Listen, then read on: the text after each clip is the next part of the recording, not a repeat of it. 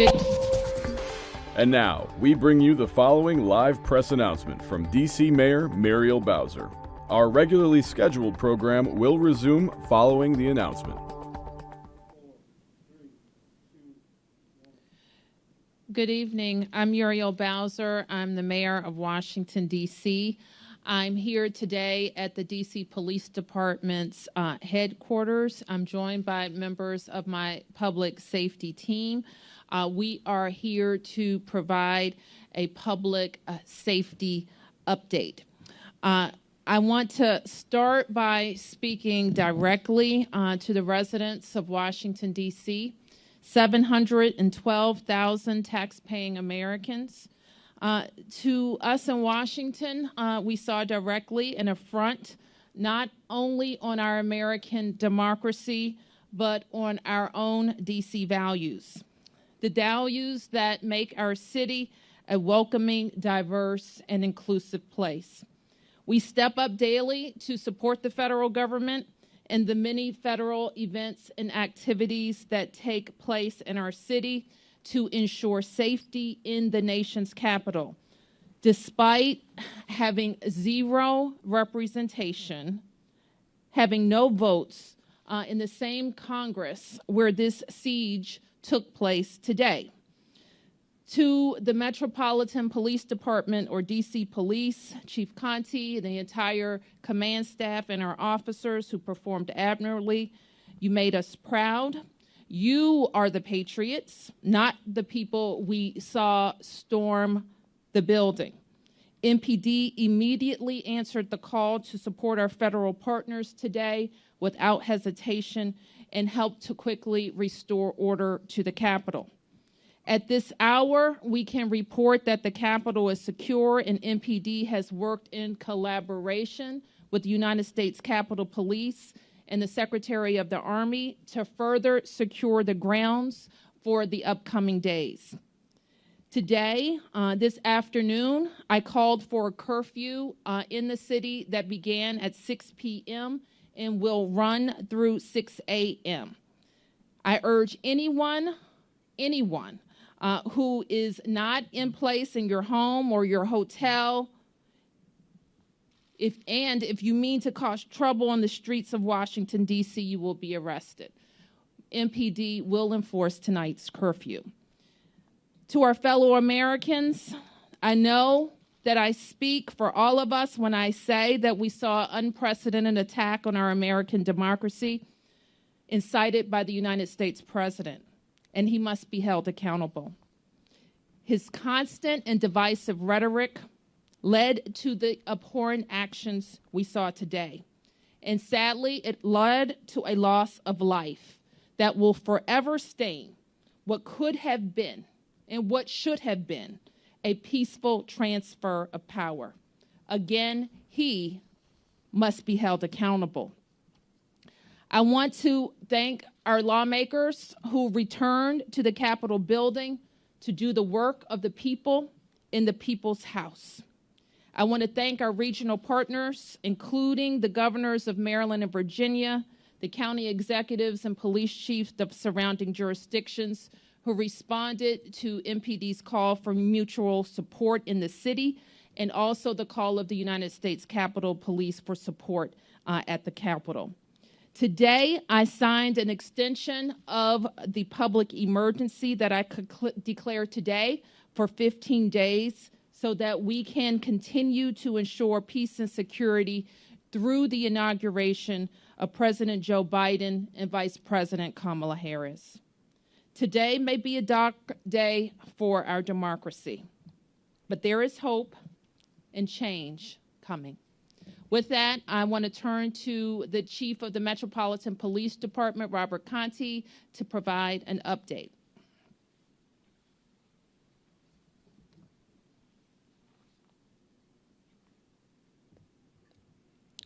Thank you, Mayor Bowser. I am Chief of Police Robert Conti of the Metropolitan Police Department. My remarks are an update to the press briefing from earlier this afternoon regarding today's shocking and shameful behavior at the Capitol. But I want to first reassure community members across the District of Columbia that we are still responding to calls for police service, and we are grateful for your words of thanks and support for our members and partners. Around 8 p.m., Congress reconvened and the Senate has resumed their session, allowing democracy to continue. To get this accomplished, the Metropolitan Police Department, along with the U.S. Capitol Police, had to regain control of the U.S. Capitol by removing trespassers and sweeping the building for security. After we successfully removed all trespassers and cleared the building, our members established a secure perimeter around the Capitol building, utilizing police personnel in order to push back any demonstrators in the area. I would like to thank the assisting law enforcement agencies, to include Virginia State Police, Arlington County, Prince William County, and Fairfax County Police Departments, Maryland State Police, Montgomery County Police, Prince George's County Police, New Jersey State Police, and National Guard assets for answering the call. Shortly past 7:15 p.m., police personnel from local jurisdictions began assisting MPD in securing the perimeter around the Capitol building. This allowed our members to become mobile in order to enforce the mayor's 6 p.m. curfew. Our goal with this curfew, which has been the same with previous curfews, is to obtain voluntary compliance from individuals. We verbalized warnings of the curfew, and anyone refused to leave, officers began to initiate arrests. As of 9:30 today, we have made in excess of 52 arrests, 4 arrests for carrying pistols without licenses, 1 arrest for possession of prohibited weapon, 47 arrests related to curfew violations and unlawful entry. 26 of these 52 arrests were made on U.S. Capitol grounds. Additionally, 2 pipe bombs have been recovered. 1 pipe bomb from the DNC, another pipe bomb from the RNC, a cooler from a vehicle with a long gun in it that also included Molotov cocktails. This also was on the grounds of the United States Capitol. This number, in addition to the 10 arrests that occurred yesterday, are the arrests that the Metropolitan Police Department has reported thus far. Again, these numbers are preliminary and will be updated accordingly. As I stated earlier today, if you are not engaged in essential activities, please stay off the streets and adhere to the curfew, or you will be subject to arrest. We have also recovered at least 6 firearms today, in addition to the 3 last night and a stun gun. As you are aware, earlier today, approximately 2:46 p.m., protesters breached fencing along the Capitol grounds and confronted police lines surrounding the building. Multiple individuals forced entry into the Capitol building and attempted to gain access to the House room, which was still in session. They were confronted by plainclothes U.S. Capitol police officers, at which time 1 Capitol police officer discharged their service weapon, striking an adult female. She was transported to a local hospital where, after all life-saving efforts failed, she was pronounced deceased. Her identification is being withheld at this time, pending next of kin notification. The Metropolitan Police Department's Internal Affairs Division is currently investigating this matter as we investigate all officer-involved deaths in the District of Columbia, including ones from other agencies. This is a tragic incident, and I send my condolences to the victim's family and friends. Additionally, there were 3 other deaths reported today from the area around the Capitol grounds. 1 adult female and 2 adult males appear to have suffered from separate medical emergencies, which resulted in their deaths. Any loss of life in the district is tragic, and our thoughts are with anyone impacted by their loss.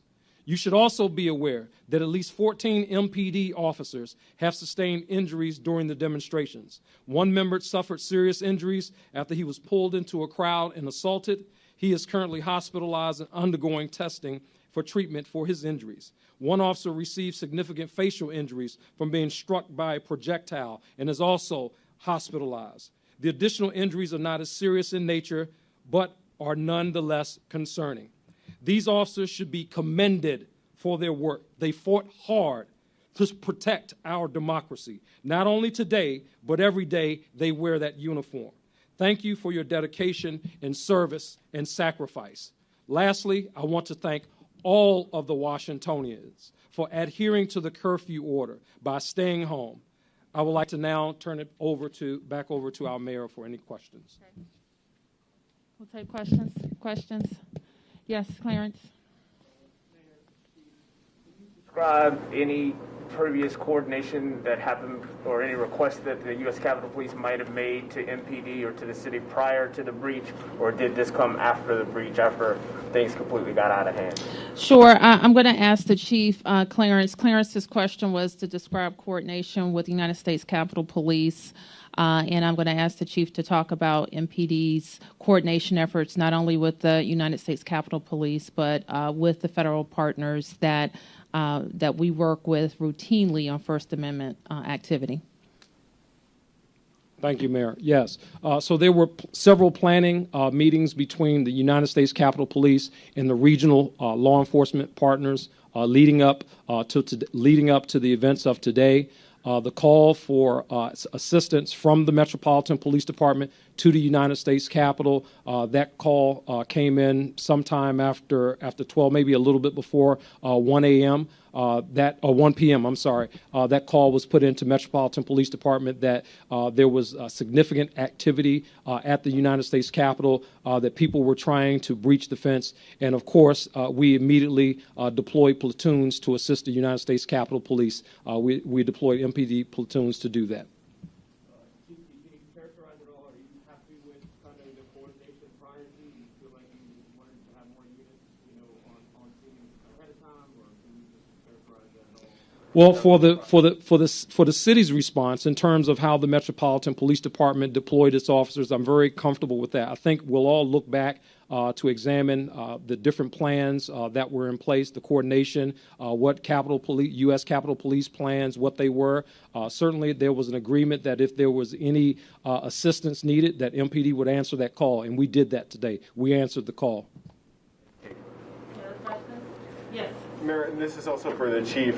When you look at the fact that those people were able to storm into the Capitol, would you call this a failure on the part of the Capitol Police when it comes to security? And also there are some videos that are circulating that appear to show Capitol Police officers letting people in through a barricade. Are you aware of that? And have you found out what went on there? I'm not aware of that particular instance, Evan, and I'm sure that we're going to spend a lot of time working with our partners, including in leadership, about the security of the building. We are focused, however, right now on making sure that the members can do their work, that the additional assistance that's coming in is being properly deployed so that the Capitol and its grounds can be secured by the United States Capitol Police and the resources under the D.C. National Guard. And we are very focused on that, and we will continue to focus because clearly we will have more events at the Capitol, and we want to make sure that every lesson learned from this one is implemented. Yes. To be able to have a secure inauguration, considering what we saw today, in terms of what happens now in dealing with these federal partners? We will continue to talk. I know you know that there is a presidential pick, they call it, as well as the Congress itself has its own planning body for the presidential inauguration. We participate with those groups, and we will regroup with them so that the best situational planning can be in place. Any other questions? Yes. Aaron, maybe if the chief wants to weigh in, some people are saying that it appears that at least early on there was some restraint on behalf of MPD when it comes to arresting people after the curfew. We saw on Swan Street in June 194 people arrested. We're not seeing numbers like that as of tonight. What's going on, and are they showing some restraint? No, that's not appropriate. I think the first thing that we have to do is we needed to make sure that we had a safe situation. We had to contain the situation that we were dealing with. And the moment that we were able to contain the situation, then members were able to start effecting arrests. The initial arrest for for the curfew violation as well as the unlawful activity at the Capitol. We started with arrests there, and then we started methodically moving out from the U.S. Capitol, making arrests going on. There are arrests that are going on as we speak. Members of MPD are on the street. And again, we will continue to enforce the mayor's curfew until it's over, and that's 6 a.m. So our officers are here. They're here, and they're doing their jobs, and they will take anyone in custody that's in violation of the mayor's curfew order. Chief, are you able to characterize, we were hear from your officers that went inside the Capitol, what did they encounter when they got inside? What were they confronted with inside of those halls? Obviously a very chaotic scene, one that we have not experienced in the city before, but I'm very proud of my officers. They fought. We answered the call of the federal government. Metropolitan Police Department officers responded there with the assistance of surrounding jurisdictions, and we restored the people's business. Okay. Who's Jenny from WAMU. Hi, this is Jenny from WAMU. My question is about the difference between June 1st and today. On June 1st, we saw a huge collection of federal police forces in the city, and Mayor Bowser, you had some criticism about that. But I'm wondering to both you and Chief Conti if you wish that there had been more of a federal police presence earlier in the city today. Let me be clear. If you're talking about the clearing of Lafayette Square, so the president can walk over to take a picture, is that what you're referring to? Yes. Okay. So yes, I had some criticism about that because people who were peaceful were moved out even prior to a curfew expiring for the purpose of a presidential photo op. I do think it bears mentioning that there is some difference in the federal response at Lafayette Square and at the United States Capitol. I think that we saw different types of vehicles used. We saw a different posture used in some cases. We did not see, for example, deployment of those military personnel on the Capitol grounds. Yes. Mark?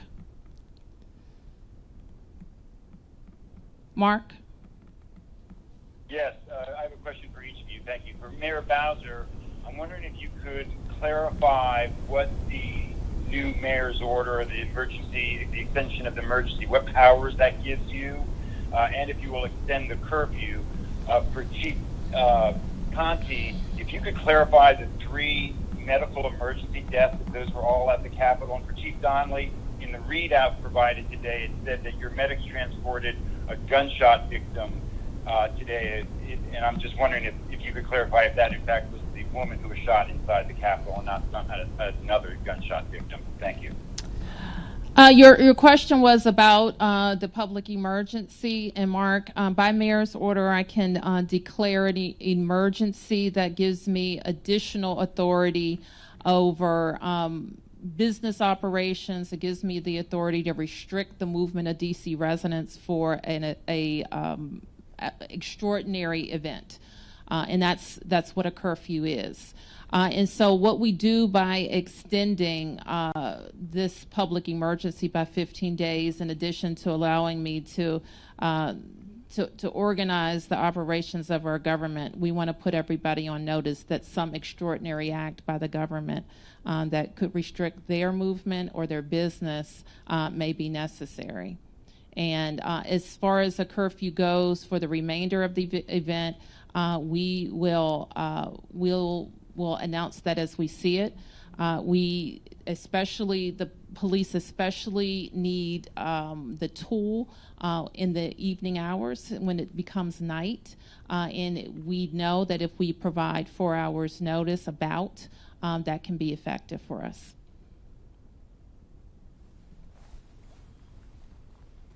Mark, your question regarding the other individuals, obviously until these individuals are seen at the office of the Chief Medical Examiner, know the cause of death. We believe that there was some type of medical emergency for each of them, but again, that's very preliminary. Once we know, obviously, we can relay that information. The gunshot wound victim, the female, she is the one who was transported from the scene to an area hospital where she was pronounced. Okay. Yes, Mike from AP. Thank you, Mayor. Maybe the chief could just speak to this a little bit, but the 26 arrests that were made on the Capitol grounds, were those people who were inside the Capitol, occupying the Capitol, and were all of the protesters who were inside the Capitol, who were encountered by MPD officers, taken into custody? Obviously, not all protesters were taken into custody. And again, we'd have to go through some of the video to really see whether or not some of the people that we actually have in custody were people who were inside of the U.S. Capitol. We're just not sure at this point. What we do know is that they were on Capitol grounds at the time that the curfew was in effect, and those individuals were placed under arrest by the Metropolitan Police Department. And if I could just add to that, we will be issuing, what does the BOLO mean? Be on the lookout. We're going to be issuing some be on the lookout, or BOLOs, as the police call them, alerts, featuring people who breached the Capitol. We're in the building. MPD will start to release those. We'll be able to release more when we have some more discussions with the Capitol Police and can review further their video. But we will be on the lookout, and we ask everybody out there to be on the lookout for these individuals who breached the Capitol. And some of them we think are very much have to be held accountable for for the carnage. Any other questions? Can you just clarify, I'm sorry, just to recap, 3 medical emergency related deaths and then the 1 shooting death? That's correct. All right. Any more on the phone? All right. Thank you, everybody.